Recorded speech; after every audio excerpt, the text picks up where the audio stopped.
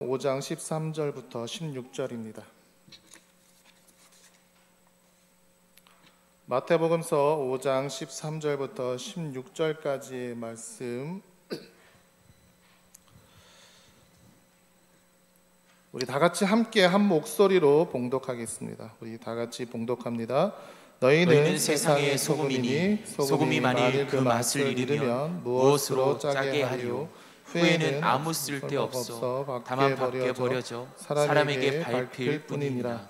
너희는 세상의 빛이라. 산 위에 있는 동네가 숨기지 못할 것이요 사람이 등불을 켜서 말 아래 두지 아니하고 등경 위에 두나니 이러므로 집안 모든 사람에게 빛이 누니라. 이같이 너희 빛이 사람 앞에 비치게 하여 그들로 너희 착한 행실을 보고 하늘에 계신 너희 아버지께 영광을 돌리게 하라. 아멘. 소금은 녹을 때 빛은 높은 데서라는 말씀으로 이 시간 우리 함께 나누기를 원합니다. 요즘 청와대 국민청원 내용 중 이슈가 되는 것이 하나 있습니다.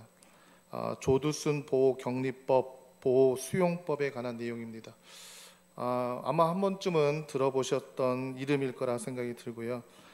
조두순은 2008년 12월 여자 어린아이를 폭행 및 성폭행을 저지른 뒤 징역 12년을 선고받고 복역 중입니다.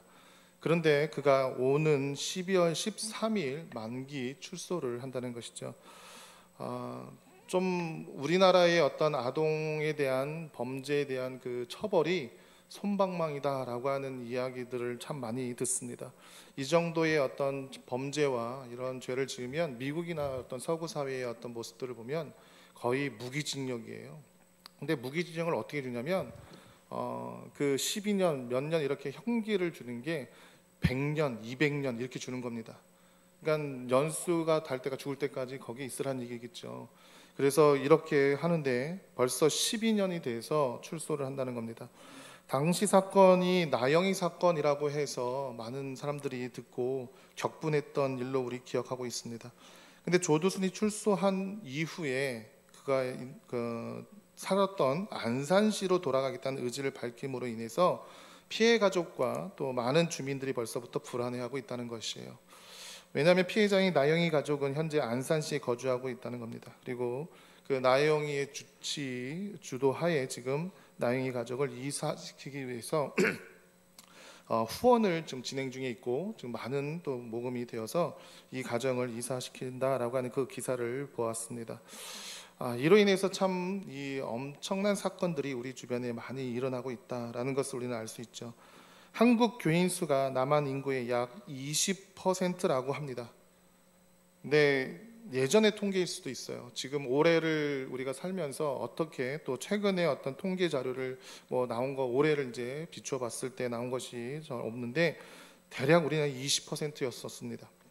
아마도 이 수치가 많이 내려갔으라 생각이 드는데 이 20%의 수치라면 우리가 5천만 명 이상의 어떤 인구라고 한다면 1,000만 명이라고 하는 기독교 신자가 있다라고 하는 것입니다. 놀라지도 않네요. 1,000만 명이라고 하는 20%인데 1,000만 명이라고 하는 기독교 신자입니다.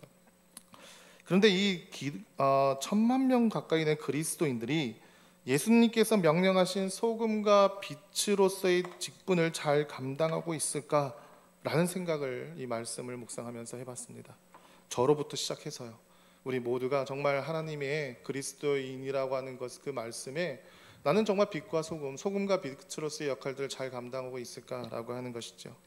물론 그리스도인입니다라고 하는 그 말 자체에도 영향력이 있었습니다. 있을 수도 있죠. 근데 지금 어떻게 보면요, 나는 그리스도입니다라고 하는 그 한마디로 인해서 우리를 바라보는 시각이 달랐던 적이 있었습니다. 뭔가 믿었어요. 그리고 뭔가 신뢰를 했었습니다. 그리고 그 사람은 다를 것이다 라고 하는 그런 기대가 분명히 있었습니다. 왜냐하면 그리스도인은요, 그리스도를 품고 그 그리스도를 우리 마음에 담은 사람이기 때문에 우리는 영향력이 없어도 우리 안에 계신 예수 그리스도의 그 영향력 때문에 우리는 그 영향력이 있는 사람으로 인정을 받은 적이 있었습니다. 그러나 지금 예수 그리스도가 우리로 인해 영향력이 없어지고 있지 않나 한번 생각해 볼 필요가 있습니다. 우리의 삶의 방식과 또한 태도로 말미암아 그렇게 예수님의 영향력은 또 완화되고 있는 것은 아닐까. 그래서 예수님은 우리에게 세상의 소금과 빛으로 살라고 말씀하고 있는 것입니다. 그리스도인들이 소금과 빛의 역할을 잘 감당하고 있다면 지금보다 더 나은 세상이 되지 않을까 우리는 생각해 보는 것이죠. 불행이나 아픔이 좀 더 줄어들 수 있지 않을까요? 사회의 부조리나 악이 많이 완화되는 것은 아닐까요? 지금 우리나라와 또 교회들 그리고 우리가 겪고 있는 올해 이 시대에 이 어려움을 우리는 혹시나 당하지도 않아도 되는 것은 아닐까, 그런 기대도 해봅니다. 어느 사회 공동체를 움직이는 20%의 사람들이 있습니다. 이를 20대 80의 파레토의 법칙이라고 합니다. 그렇다면 이 사회의 20%라고 하는 그리스도인, 즉 빛과 소금 같은 그리스도인들이 자신의 역할을 잘 감당하고 있다면 우리 사회와 우리 주변은 달라져야 한다는 것은 아니냐 하는 것입니다. 20%에 달하는 빛과 소금의 그리스도인들이 있음에도 불구하고 사회와 우리 주변 안 좋은 일들이 줄어들지 않는 이유는 그럼 도대체 무엇일까라고 하는 것이죠. 이 땅에 많은 그리스도인들이 소금이긴 소금인데 소금으로 녹아있지 못하기 때문이라는 거예요. 빛은 빛인데 빛으로서의 어둠을 밝히는 역할을 감당하지 못하고 있기 때문에 그렇다는 것입니다. 소금은 맞죠. 그런데 소금의 역할을 감당하지 못하고 있고, 빛은 맞는데 빛으로서의 역할을 감당하지 못하고 있는 소금과 빛이라고 하는 것입니다. 그리스도인들이 소금은 맞긴 맞는데 녹지 않는 소금 덩어리로만 남아 있습니다. 우리 모두가 그렇게 보일 수도 있죠. 겉으로 봤을 때는 소금입니다. 근데 덩어리예요. 우리가 나물 무침 같은 걸 먹다 보면은 그 소금 덩어리가 좀 들어가서 그걸 먹는 건 너무 짜가지고 그런 경험들이 갖고 있습니다. 근데 그게 어느 정도 적당하게 잘 녹아지면 아주 맛있는 나무 반찬을 우리가 먹을 수 있는 것이죠. 그런데 그 덩어리만 있다는 것이죠.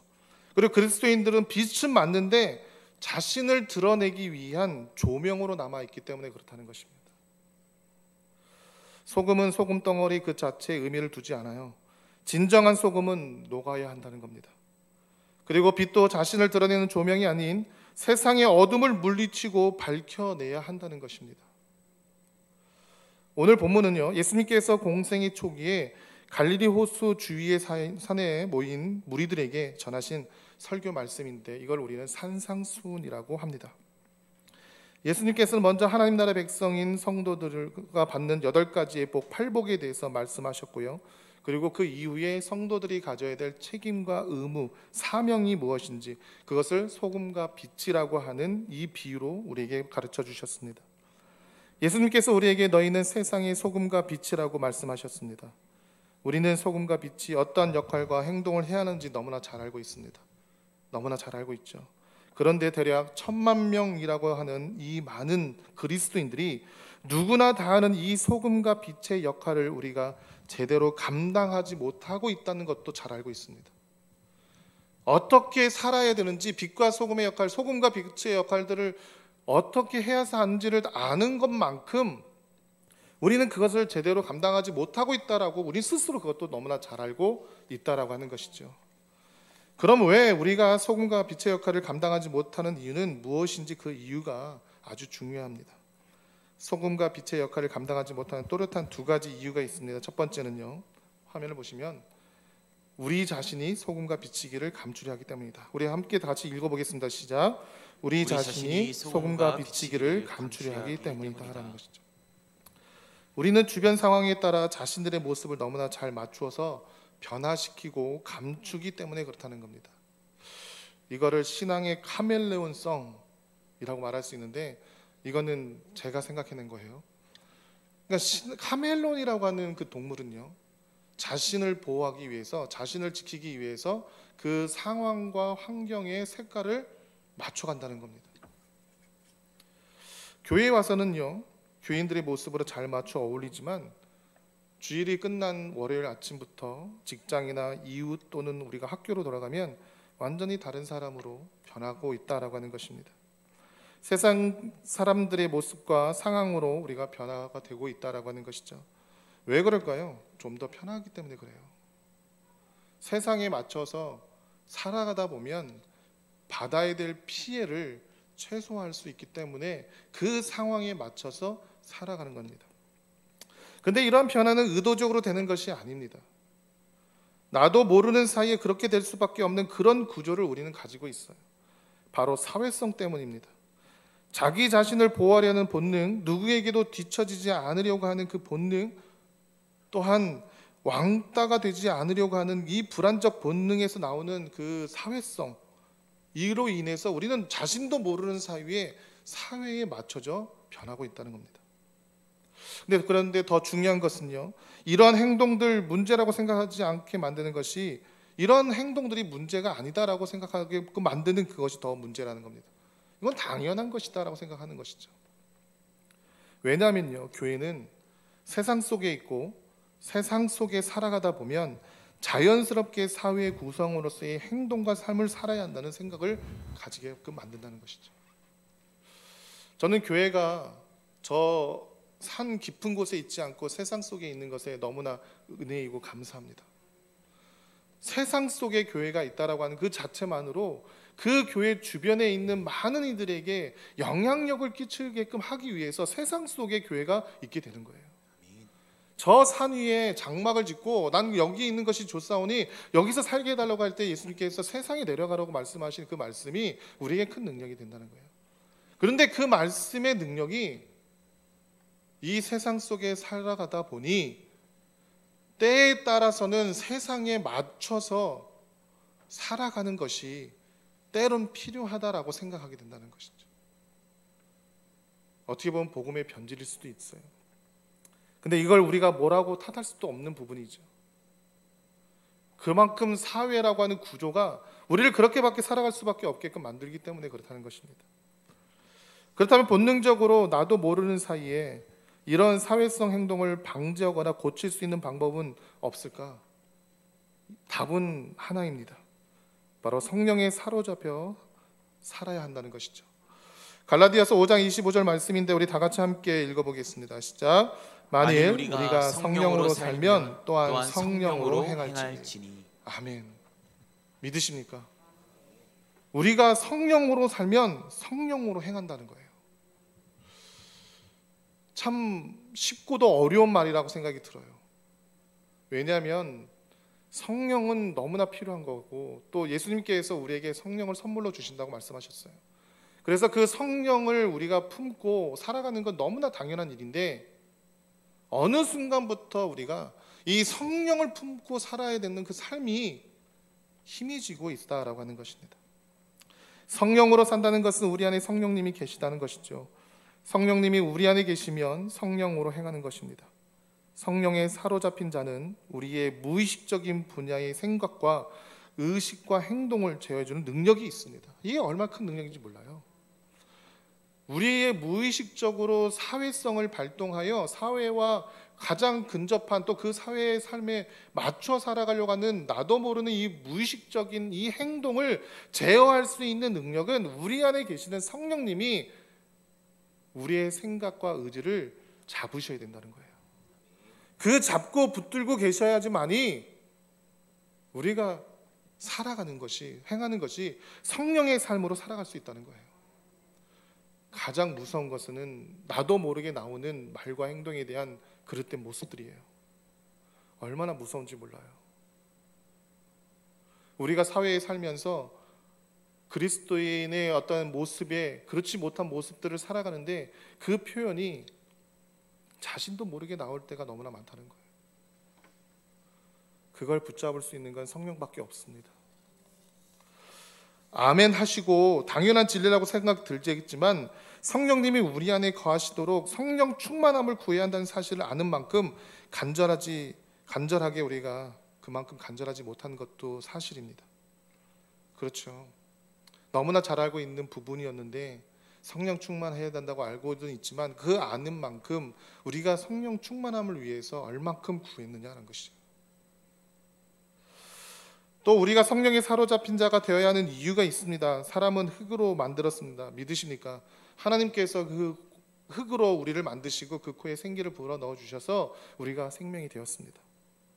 흙으로 만든 존재는요 당연히 먼지가 납니다. 뉴스를 보면 가끔 듣는 얘기가 털어서 먼지 안 난다는 사람이 없다라고 얘기를 해요. 어떤 공직자의 어떤 청문회 이런 내용들을 보면 정말 알지 못했던 그런 내용들이 어떻게 저렇게까지 낱낱이 다 공개가 되는지, 사람이 아무리 조심해도 털면 먼지가 난다는 겁니다. 왜 그러냐면 흙으로 만들었기 때문에 그렇겠죠. 흔히들 먼지 날 때까지 맞는다는 말이 있습니다. 우리 아이들, 우리 학생들, 우리 젊었을 때 그런 얘기 많이 맞죠. 근데 이 말이 얼마나 무서운 말인지 몰랐어요. 먼지 날 때까지, 그러면은 비 올 때까지 또는 물을 적실 때까지 맞아야 된다는 얘기잖아요. 그럼 도대체 얼마큼 맞아야 된다는 겁니까? 죽을 때까지 맞아야 된다는 얘기일 수도 있는 그런 내용이라는 거예요. 다시 말해 흙은 젖어 있으면 먼지가 나지 않습니다. 성경에서 물은 성령을 의미합니다. 요한일서 5장 6절 8절 말씀인데 우리 다 같이 함께 읽겠습니다. 이는 물과 피로 임하신 이시니 곧 예수 그리스도시라. 물로만 아니요 물과 피로 임하셨고 증언하는 이는 성령이시니 성령은 진리니라. 증언하는 이가 셋이니 성령과 물과 피라. 또한 이 셋은 합하여 하나이니라. 아멘. 물은 곧 성령이십니다. 그러니까 우리가 성령에 젖어 있으면, 성령에 젖어 있는 삶을 살면 먼지가 안 나게 돼 있는 거예요. 불순물의 먼지들이 나지 않는 법입니다. 우리가 성령에 사로잡히면 주변 상황에 연연해하지 않고 항상 주님 앞에서의 모습과 동일함을 유지할 수 있는 우리 모두 되기를 주님의 이름으로 간절히 기도합니다. 소금과 빛의 역할을 감당하지 못하는 두 번째 이유가 있습니다. 화면을 보시죠. 다 같이 함께 읽겠습니다. 지나치게 자신이 소금과 빛임을 강조하기 때문이다 라는 겁니다. 지나치게 자신이 소금과 빛임을 강조하기 때문이다. 이들은 자신을 드러내기 위해 교묘하게 믿음을 내세우고 있습니다. 우리는 맛을 내는 소금이지 과다하여 너무 짜게 해서 맛을 잃게 해서는 안 됩니다. 음식 요리를 잘 모릅니다. 그런데 국을 만드는데 국을 싱겁게 해서 간을 맞추는 것이 좋을까요? 아니면 짜게 해서 물을 넣어가며 간을 맞추는 것이 좋을까요? 그건 직접 해보셨으면 좋겠고요. 그런데 제가 아는 것은 건강상 싱겁게 먹는 것이 좋다는 것입니다. 싱겁게 해서 간을 맞추는 것이 낫지 않을까, 제 개인적인 소견입니다. 우리는 너무 과다해서 짜게 할 경우들이 너무나 많아요. 근데 비단 우리가 음식에 관한 문제만은 아니겠죠. 우리가 하나님의 자녀이고 또 제자로서의 삶을 살아가다 보면 우리의 신앙의 모습이 너무 과다해서 남에게 누구에게 피해를 줄 때가 있다는 것입니다. 누누이 이 강단을 통해서 목사님 말씀을 통해 드는 그런 내용 중에 뭐냐면 신앙을 누구에게 강요해서는 안 된다는 것이에요. 우리 모두는 각자가 자신이 가지고 있는 믿음의 분량이 있습니다. 신앙의 분량이 있고요. 근데 그것이 너무 과하면 다른 누군가에게는 너무 힘든 일이 될 수도 있다는 거예요. 그것이 너무 짜면 누군가에게 너무 필요한 것이 될 수 없다는 것입니다. 좀 기다려줘야 될 필요가 있고요. 또 그들이 성장해야 될 그 길을 위해서 중보해주며 옆에서 협력해줄 필요가 있죠. 그런데 왜 아직까지 그러냐라고 하는 생각을 갖게 되면 너무 힘든 겁니다. 우리의 어떤 모습이 소금 덩어리의 모습이 되어서는 안 된다는 것이죠. 누군가에게는 적절한 녹아있는 소금으로 다가가야지만이 그들이 그 맛을 가지고 예수 그리스도에게 푹 빠질 수 있게 될 수 있다는 겁니다. 비단 우리 교회 안에 공동체 안에 그 안에 있는 문제만은 아니에요. 세상에 나가서 우리가 과도하게 그리스도인이다라고 하는 것을 못 드러내는 것이 참 문제이긴 하지만 지금의 모습들을 보면서 우리가 너무 과함으로 인해서 다른 누군가에게 힘들어하게 해서는 안 될 수도 있다는 겁니다. 빛이 너무 과하여 사람들의 눈에 직접적으로 집중 조명을 하면 그들의 눈을 멀게 해서는 또 안 된다는 것이에요. 태양과 지구의 사이가 적정 거리를 둬야만이 사람이 살기에 가장 적정한 온도를 유지할 수 있다고 하는 겁니다. 만약에 태양이 지구에 좀 더 가까이 오면 우리는 살아갈 수가 없어요. 그 태양이 그 지구와의 거리를 좀 더 멀리하면 우리는 더 살아갈 수가 없습니다. 지금 이 시대에 많은 지역이 자연적으로 문제가 많이 발생되고 있습니다. 저는 코로나19 또한 우리가 걱정하고 근심했던 자연재해 중에 하나라고 저는 생각합니다. 우리는 많은 이야기를 듣지 않습니까? 북극과 남극에 있는 그 빙하들이 녹고 있는데 그 녹음으로 인해서 해수면의 온도가 올라가고 수면이 올라가면 전 세계적인 기온의 변화가 오게 되는데 그 변화가 잠시 어떤 수온에 얼마 정도 1도 2도 올라가는 그 차이가 아니라 지구 반대편에는 여름에도 우박이 내리게 되는 거고요. 겨울에도 뜨거운 햇볕으로 인해서 더워서 힘들 수 있다는 겁니다. 이런 자연적인 재앙, 이런 재해들이 우리 주변에서 얼마나 많이 이루어지는데 이게 적정한 그 거리, 태양과의 어떤 거리를 유지하지 못해서 그것을 막고 있는 자외선의 파괴됨으로 인해서 오는 피해가 바로 이런 부분들입니다. 그것은 소금과 빛에 대해서 잘 알지만 소금통 안에 있는 소금이고 단지 이걸 태양에 불과하다는 것입니다. 진정한 소금과 빛이 해야 할 역할을 감당하지 못하고 있다는 것입니다. 그러기에 자신이 소금과 빛임을 너무 강조해서도 안 된다고 하는 것입니다. 성경에 보면요, 소금은 생명을 유지하는 필수품이다라고 하는 것을 우리는 말씀을 통해 많이 경험합니다. 또한 소금은 성결을 상징하고 있습니다. 소금은 성결해야 합니다. 출애굽기 30장 35절인데요. 우리 다 같이 함께 읽겠습니다. 시작. 그것으로 향을 만들되 향 만드는 법대로 만들고 그것에 소금을 쳐서 성결하게 하고. 어떻게 보면 이 소금이라고 하는 그 의미가 얼마나 귀한 존재인지 몰라요. 어떻게 성결을 유지하기 위해서 소금을 쳐 성결하게 만들어야 된다라고 하는 겁니다. 그래서 구약 시대에는 희생 제사를 드릴 때 제물 위에 소금을 뿌렸는데요. 레위기서 2장 13절입니다. 우리 다 같이 함께 읽겠습니다. 내 모든 소제물에 소금을 치라. 내 하나님의 언약의 소금을 내 소제에 빼지 못할지니 내 모든 예물에 소금을 드릴지니라. 또한 소금은 맛을 내는 역할을 합니다. 욥기서 6장 6절이에요. 다 같이 함께 읽겠습니다. 싱거운 것이 소금 없이 먹히겠느냐? 닭의 알 흰자위가 맛이 있겠느냐? 요즘 가끔 그 삶은 달걀을 먹는데 소금을 찍어서 먹는 맛이 그렇게 맛있더라고요. 저희 개인적인 취향입니다. 그냥 간장에 찍어 드실 분들은 간장에 찍어 드셔도 되고요. 어떤 분들은 고추장에 찍어 드신 분들도 계시더라고요. 쌈장에 찍어 드셔도 상관없고. 그런데 그 소금, 그러니까 약간 간을 해서 먹을 때 맛이 얼마나, 그러니까 소금이라고 하는 역할이 얼마나 귀한지를 모른다는 겁니다. 그리고 소금은 또한 세상을 썩지 않게 합니다. 인생의 맛과 의미를 깨닫게 합니다. 더 나아가서 자신을 희생하여 수많은 사람에게 도움을 주는 것이 바로 소금이다라는 것이죠.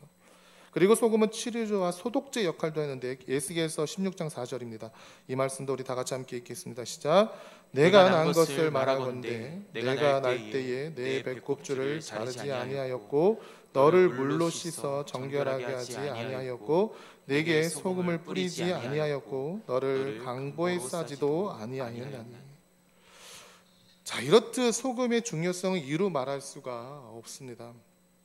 팔레스타인들의 평민들이 사용했던 소금은요, 암염이라고 있습니다. 암염. 그러니까 바위에서 채취한 소금인데 바위에서 이게 소금이 있으면 그거를 이렇게 긁어서 거기에 있는 불순물들은 제거하고 짠기가 나는 소금을 사용했다는 겁니다. 그러니까 거기 바위에서 채취한 소금은 아주 극소량의 소금만이 나온다고 해요. 지금은 그 당시는 어떻게 보면은 좀 그랬는데 지금은 이런 소금들을 되게 귀하게 여기고 있습니다. 그런데 그 불순물에는 토양을 망치는 성분이 들어있기 때문에 밭에 버리지 못했습니다. 그럼 어디다 버려야 돼요? 길바닥에다 버렸다는 것이죠. 그러다 보니 길 가는 사람들이 버려진 그 소금도 있고 불순물도 있는 그것을 밟고 지나다니게 된다는 것입니다. 귀하게 쓰이고 여겼던 소금도요, 제 쓰임을 받지 못하면 길거리에 버려져서 지나다니는 사람들에게 밟힘을 당하는 신세가 되는 것입니다. 소금이 제 쓰임 받지 못하면 아무 쓸모가 없다는 것이죠. 우리 자신 또한 그렇습니다. 어떠한 가치를 쓰임 받지 못한다고 하는 그 의미가 얼마나 큰 안타까움이고 가슴이 아픔인지 몰라요. 다른 사람들에게 인정받으려고 하는 그 마음들 다 있습니다. 근데 그보다 더 중요한 것은요, 하나님 앞에서 우리가 보잘것없는 것으로 여김받는다는 것을 우리는 더욱더 가슴 아파하셔야 된다는 거예요. 하나님 앞에서 우리가 소금의 역할을 감당하지 못하고 있구나. 그러므로 인해서 뒷전으로 물려져가는 것을 안타까워해야 된다는 거예요. 하나님 앞에 서 있는 우리가 하나님으로부터 소금으로서의 쓰임을 받지 못하고 불순물과 같이 계속해서 뒷전에 밀린다면 이보다 더한 안타까운 일이 어디에 있을까 하는 것이죠. 바닷물이 짧지만 소금은 불과 3%에 지나지 않는다고 합니다. 저는 이 이야기가 너무 충격적이에요. 그 해수라고 하는 바닷물이 얼마나 많은지 몰라요. 근데 그 안에 염분이 3%밖에 되지 않는다는 거예요. 근데 그 극히 작은 양의 소금의 퍼센티지로 인해서 바닷물이 썩지 않는다는 겁니다. 그리고 물고기가 살 수 있는 생명력이 불어진다는 거예요. 자연을 다스리는 하나님의 섭리가 이런데 그 하나님의 섭리의 최고봉인 우리 인간이, 하나님의 자녀인 우리가 하물며 우리 한국에는 20%의 기독교 신자가 있다는 거예요. 자연의 바닷물은 3%밖에 안 되는데 우리는 20%라고 하는 기독교 신자가 있는 것입니다. 근데 이 20%라고 하는 그리스도인들이 소금의 역할을 감당하며 그리스도인의 역할을 감당한다면 이 사회에는 희망이 있지 않느냐 하는 것이죠. 올해 우리는 코로나19로 인해서 교회들 안에 많은 변화를 겪었습니다. 가장 큰 변화는요, 교회 안에서만의 예배가 우리 중심이었다고 생각했는데 이것이 삶의 자리에서의 예배로 현실화를 우리는 경험한 시기가 바로 올해였습니다. 비록 교회에서 예배가 중지되고 온라인 예배로 협소화됨으로 인해 우리는 많은 어려움이 있지만 삶의 자리에서의 예배의 중요성을 우리는 다시금 깨닫는 그런 시간을 갖고 있다는 겁니다. 이것은 삶의 자리에서 소금과 빛의 역할을 잘 감당할 수 있도록 우리에게 주어진 훈련의 시간일 수 있습니다. 하나님께서 올해 이렇게 우리에게 주신 것은 삶의 자리에서 이제는 교회에서만 우리가 빛과 소금의 역할을 자꾸 드러내는 것이 아니라 삶의 자리에 나가서 그 삶 속에서 빛과 소금의 역할을 감당할 수 있는 그런 그리스도인들이 되기를 위한 하나의 훈련 시간이 바로 이 시간이지 않겠느냐 하는 것이죠. 교회에서 모여 함께 예배 드리는 것 너무나 귀하고 귀합니다. 그를 드리지 못하고 삶의 자리에서 예배 드림에 있어 가장 중요한 것이 있는데 그게 바로 성령의 인도하심입니다. 우리가 삶의 자리에서 예배를 드림에 있어서 가장 중요한 것은 그 중심에 성령의 인도하심이 있으셔야 됩니다. 두세 사람이 모인 곳에 주님께서 함께 하신다고 하셨습니다. 우리의 삶의 자리에 성령님이 함께하는 교회의 역할의 연속성이 일어나도록 우리는 깨어 있어야 할 것입니다.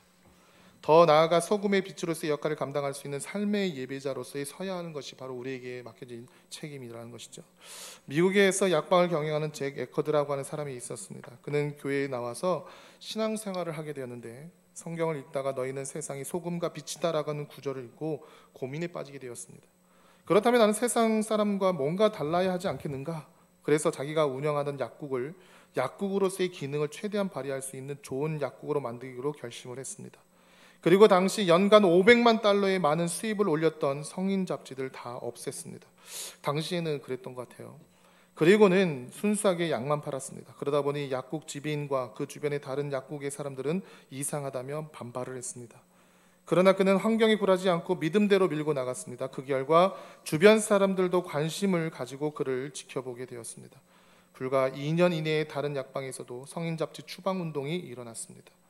순간적으로 수입이 줄어들어서 손해를 보는 것 같았지만 하나님께서 그를 통해서 큰 축복을 주셔서 동조하는 세력도 많아지고 도와주는 사람도 생기게 되었습니다. 그의 소금과 빛으로서의 결단의 행동으로 인해 사회가, 그의 주변이 변화된 것입니다. 그래서 그는 전국에 1,700개 점포를 가지고 있는 미국의 두 번째로 큰 약방 연쇄점인 에커드 드럭 사장이 되었다라는 이야기가 있습니다. 자, 그리고 빛은요, 높은 곳에서 어둠을 몰아낼 때 더욱더 빛이 납니다. 마태복음 5장 14절 15절 말씀인데요, 이 말씀 우리 다 같이 함께 읽겠습니다. 너희는 세상의 빛이라. 산 위에 있는 동네가 숨겨지지 못할 것이요 사람이 등불을 켜서 말 아래 두지 아니하고 등경 위에 두나니 이러므로 집안 모든 사람에게 비치느니라. 당시 팔레스타인의 도시는 산 꼭대기에 있었습니다. 여러 가지 지형적 이유가 있을 수 있겠죠. 근데 이스라엘 사람들은 가장 높은 지역에다 집을 짓고 마을을 만들었습니다. 그리고 그 도시를 중심으로 해서 내려가면서 밭과 목장을 형성했다는 거예요. 가장 높은 곳에 집을 짓고 그 밭 내려가면서 밭을 만들고 목장들을 형성했다는 것이죠. 그래서 어느 지역에 가나 제일 높은 곳에서 빛이 반짝반짝 빛나기 때문에 길을 잃지 않고 집을 찾을 수 있었다라고 하는 겁니다. 등불은 언제나 높은 곳에 두는 것이지 한쪽 구석에 두는 것이 아니다라는 거예요. 베드로전서 2장 9절 말씀인데요. 다 같이 함께 읽겠습니다. 시작. 그러나 너희는 택하신 족속이요 왕같은 제사장들이요 거룩한 나라요 그의 소유가 된 백성이니 이는 너희를 어두운 데서 불러내어 그의 기이한 빛에 들어가게 하신 이의 아름다운 덕을 선포하게 하려 하심이라. 아멘. 하나님께서요 우리를 택하신 족속이요 왕같은 제사장이요 거룩한 나라요 그의 소유된 백성으로 우리를 높여주셨습니다. 하나님이 높여주신 이유가 있겠죠. 우리에게 능력과 축복과 은총을 주신 후 모든 사람에게 빛을 발하라고 높이 세워주셨습니다. 그래서 복의 근원이 되게 하시고 머리가 되고 꼬리가 되지 않게 하셨으며 더 나아가 모든 민족에 뛰어난 축복을 우리에게 허락하셨습니다. 미국의 정치가 벤자민 프랭클린은요 자기가 사는 필라델피아 시민들에게 뭔가 선한 일을 해야겠다라고 다짐했습니다. 그래서 그는 아름답고 좋은 등을 하나 준비해서 집 앞에 선반을 만들고 그 위에 올려두었습니다. 그러자 동네 사람들은 이상하게 여겼습니다. 등불은 집 안에 두어야 하는 것으로 이해했기 때문에 집 밖에 두는 것은 낭비라고 여겼습니다. 그러나 한 주가 지나고 한 달이 지나자 사람들은 뭔가 깨닫기 시작했습니다. 집 밖에 등불을 두니까 밖에 밤에 지나가는 사람들이 넘어지지 않았다는 것입니다. 멀리서도 방향을 알 수 있었습니다. 그래서 이것을 좋게 생각한 사람들이 하나둘 집 밖에 등불을 두기 시작했는데 그래서 길거리가 환해졌습니다. 이것이 오늘날 가로등의 시작이었습니다. 한 사람의 빛으로서의 선한 행동이 밝은 사회를 만들었다라고 하는 것이죠. 세상의 어둠을 밝히는 빛이 되었습니다. 우리들 삶 속에서도 환한 주님의 빛을 담는 모두가 되기를 주님의 이름으로 기도합니다. 우리가 소금과 빛의 역할을 감당하는 것에 대한 궁극적인 목적이 16절에 나와 있는데 우리 다 같이 함께 읽겠습니다. 시작.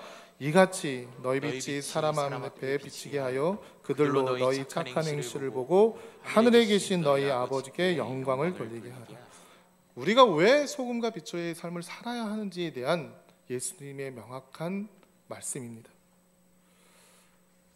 영국의 성서신학자 윌리엄 바클레이가요 빛을 비추는 것은 우리가 빛을 비추는 것은 우리가 영광을 얻기 위한 것이 아니라 하나님께 영광을 돌리기 위한 것이다 라고 얘기를 했어요. 하나님께서 우리를 높여주시고 우리에게 소금의 역할을 빛의 역할을 감당하게 하신 가장 큰 이유는 우리를 통하여 아버지께 하나님께 영광을 올려드리는 것입니다. 세상 사람들은 자기 자신을 위해서 선을 행하고 좋은 일을 합니다. 그러나 우리는 소금과 빛의 역할은요 하나님께 영광을 돌리기 위해서라고 하는 것입니다. 마땅히 그럴 때 우리는 비로소 진정한 소금과 빛이 될 수 있는 것입니다. 소금은 녹을 때 더 아름답고요 빛은 높은 데 있을 때 더 빛이 납니다.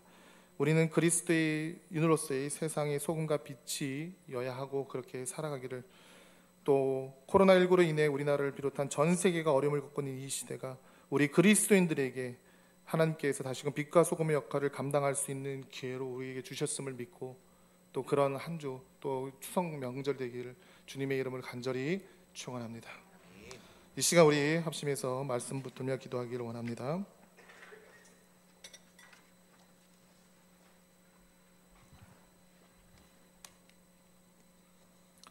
먼저 우리는 기도해야 할 것은요 우리 자신이 그리스도의 소금과 빛의 자녀임을 잊지 않도록 해달라고 기도했으면 좋겠어요. 우리는 스스로 우리가 소금과 빛임을 감추려 할 때가 너무나 많습니다. 그러나 우리가 소금과 빛이라고 하는 것을 드러낼 수 있도록 또 우리와 우리의 삶에 성령님 임재해달라고 기도했으면 좋겠고요. 또 우리 스스로 소금과 빛임을 강조하지 않도록 위에서 기도하시고 또 소금으로서 높고 빛으로서 더욱더 빛나는 우리 교회여 우리 가정 될 수 있도록 인도해달라고 우리 이 시간에 주의 이름 크게 한번 외치며 합심해서 기도하길 원합니다. 주여 사랑과 은혜 많으신 아버지 하나님 감사합니다. 오늘도 주께서 주시는 하나님의 놀라운 능력 안에서 오늘도 주님 주의를 맞아 하신 앞에 귀한 예배를 드리고 있습니다. 이 예배 속에 하나님의 영광과 은혜가 있게 해주시고 이 예배를 통해 하나님 앞에 나아가는 우리를 받을 수 있도록 도와주시옵소서. 우리 자신의 그리스도의 소금과 빛의 자녀임을 잊지 않게 하여 주시옵소서. 우리는 아버지 하나님 세상의 소금이고 빛이고 하나님께서 우리를 그렇게 만드셨고 또 우리가 그렇게 살기를 하나님께서 바라시옵소서. 온라인으로 나아가는 아버지 하나님 우리의 삶에 성령님 임재달라고 기도하는 우리들에게 주시옵소서.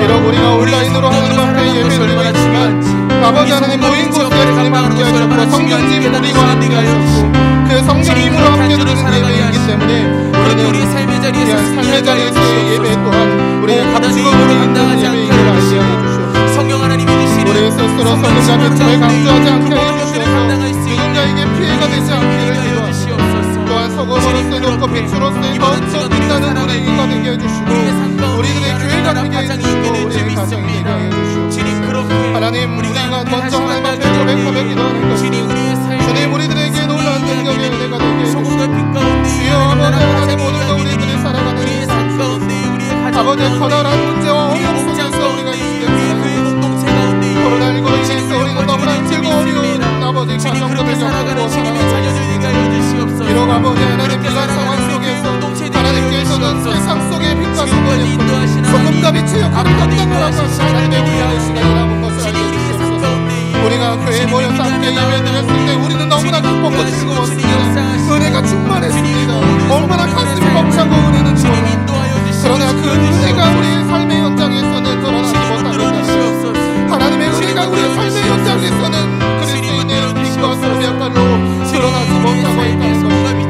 이 시간 하나님 우리들에게 가르쳐 주시고 이 시간 우리들에게 깨닫게 하여 주시옵소서. 지금의 시간이 훈련의 시간이요 지금의 시간에 우리가 하나님으로부터 나타나는 영광받을 수 있는 은혜의 시간들 될 수 있도록 주여 도우시고 인도하여 주시옵소서. 신이 우리를 통하여서 영광받아 주시옵소서. 사랑의 주님 오늘도 우리들에게 귀한 예배 시간 허락하시니 감사드립니다. 비록 우리가 모여서 함께 예배드리지 못하지만 온라인을 통해서 예배드리고 있습니다. 신령과 진정으로 예배드리고 있습니다. 하나님께 나아가는 그 기쁜 마음으로 예배드리고 있습니다. 우리가 함께 예배드림에 대한 기쁨과 즐거움이 있는데 그것을 하지 못함에 대한 아쉬움과 힘듦이 있습니다. 그리고 교회 안에서 그 예배드림으로 인해서 성령 충만함을 또 은혜 충만함을 또 서로 교제함으로 얻는 그 기쁨이 이루 말할 수가 없는데 이것이 세상에 나가서는 그대로 이어지지 못함에 대한 안타까움을 갖고 있었습니다. 하나님 이 힘들고 어려운 시대에 우리의 삶의 현장에서 예배드리는 과정 중에 그 삶 속에 진정 소금과 빛의 역할을 감당하라고 하는 하나님의 귀한 뜻을 품고 깨닫게 하여 주시옵소서. 주님 우리가 드려지는 예배의 자리에서 예배를 통해서 성령이 우리와 함께 하신다면 성령님의 삶을 살아가게 되는데 그 삶이 바로 빛과 소금의 역할을 감당하는 소금이요 또 빛의 역할을 감당하는 삶이 되게 하여 주시옵소서. 그런 모습으로 살아갈 때에 이 사회가 우리 주변이 변화될 줄 믿습니다.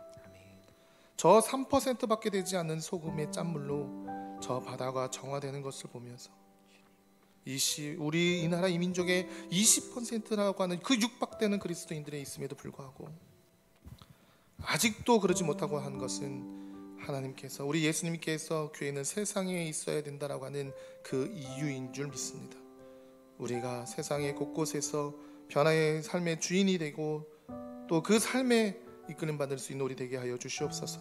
오늘도 그러한 삶과 사역되고 또 이번 한 주 또 추석 명절이 될 줄 믿사옵고 사랑 많으신 예수님의 이름으로 기도드립니다.